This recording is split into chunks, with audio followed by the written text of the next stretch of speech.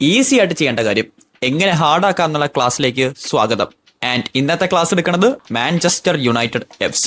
ഒരു football മാച്ചില് 2-3 goals ഒക്കെ score ചെയ്ത് ക്ലീൻ ഷീറ്റും വെച്ച് ഏത് ടീമിന് വേണമെങ്കിലും ഈസി ആയിട്ട് ജയിക്കാൻ പറ്റും. പക്ഷെ അതിലൊരു ഫണ്ണില്ലല്ലോ, അത് ഭയങ്കര ബോറിംഗ് അല്ലേ? 2-0 ലീഡ് എടുത്ത് കഴിഞ്ഞിട്ട് കളി ഇച്ചിരി എന്റർടൈനിങ് ആക്കാൻ വേണ്ടി നമുക്ക് 2 മിസ്റ്റേക്ക് അങ്ങ് ചെയ്യാം. ആൻഡ് ആ 2 മിസ്റ്റേക്ക് കാരണം 2-0 2-2 ആവും. അപ്പോ നമ്മുടെ ഫാൻസിനെല്ലാം ഭയങ്കര ടെൻഷൻ ആവും.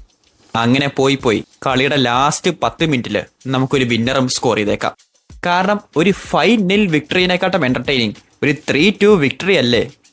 ഈ ലോജിക്കാണ് മൈക്കൽ കാരിക്കും മാഞ്ചസ്റ്റർ യുണൈറ്റഡ് പ്ലേയേഴ്സും ലിവർപൂൾ ആയിട്ടുള്ള ഈ മാച്ചിൽ യൂസ് ചെയ്തത്. കാരണം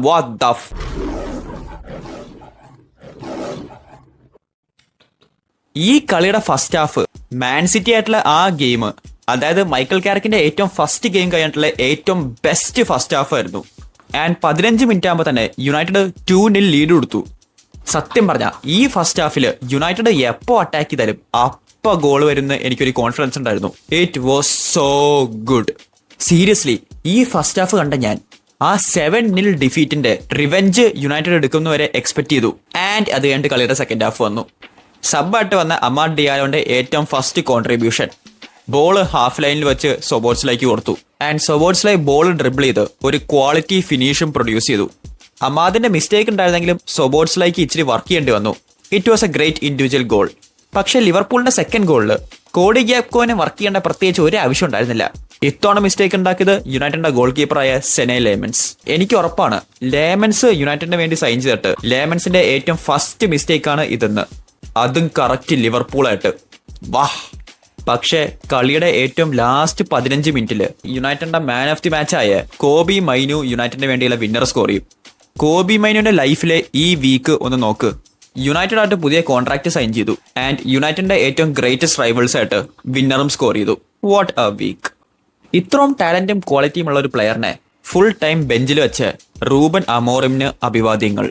സോ അതായിരുന്നു യുണൈറ്റഡ് ലിവർപൂൾ ഗെയിമിന്റെ ഷോർട്ട് സമ്മറി. ഞാൻ സത്യം പറഞ്ഞാൽ ഈ ഗെയിം സ്റ്റാർട്ട് ചെയ്യുന്നതിന് മുമ്പേ ഞാൻ കോൺഫിഡന്റ് ആയിരുന്നു. കാരണം ലിവർപൂൾ ഫാൻസ് പോലും ഞാനിത് പറയുമ്പോൾ അഗ്രി ചെയ്യും, ഈ സീസണിൽ ലിവർപൂൾ ആർ ഷിറ്റ്. യുണൈറ്റഡും ലിവർപൂളുമായിട്ടുള്ള ഗ്യാപ്പ് ഇപ്പോൾ 6 പോയിന്റായി. ആൻഡ് യുണൈറ്റഡ് അവരുടെ ചാമ്പ്യൻസ് ലീഗ് സ്പോട്ട് കൺഫേമും ചെയ്തു. അടുത്ത സീസണിൽ ചാമ്പ്യൻസ് ലീഗ് സോങ് ഓൾഡ് ട്രാഫോർഡിൽ എല്ലാവർക്കും കേൾക്കാം. ആകെ എനിക്ക് ഈ കളിയിൽ വിഷമം എന്താണെന്ന് വെച്ചാൽ ബ്രൂണോന് അസിസ്റ്റ് കിട്ടിയില്ല എന്നുള്ളതാ. ഇപ്പോഴും ബ്രൂണോ ഒഫീഷ്യലി 19 അസിസ്റ്റിൽ സ്റ്റക്കാണ്. സെസ്കോന്റെ ഗോളിന്റെ ഇടയിൽ ഗോൾ കീപ്പർ ബോൾ ടച്ച് ചെയ്തത് കൊണ്ട് അത് ബ്രൂണോന്റെ അസിസ്റ്റ് ആയിട്ട് പ്രീമിയർ ലീഗ് കൗണ്ട് ചെയ്യാനുള്ള. എന്നാലും എനിക്ക് ഉറപ്പാണ് സീസണിൽ ബാക്കിയുള്ള ഗെയിംസിൽ ബ്രൂണോ എന്തായാലും തിയറി ഓൺറിയുടെയും ഡെബ്രൂയിനയുടെ ഒക്കെ അസിസ്റ്റ് റെക്കോർഡ് ബ്രേക്ക് ചെയ്യുന്നു. ആൻഡ് ലിവർപൂളിന്റെ അവസ്ഥ ഈ സീസൺ എത്രയ്ക്കാ ബാഡ് ആണെങ്കിലും അടുത്ത സീസണിലെ ചാമ്പ്യൻസ് ലീഗിൽ ലിവർപൂൾ എന്തായാലും ഉണ്ടാവും. എന്റെ ഒരു പ്രൊഡിക്ഷൻ പറയുകയാണെങ്കിൽ ആർസണല് സിറ്റിയും യുണൈറ്റഡും കൺഫേംഡ് ആയി.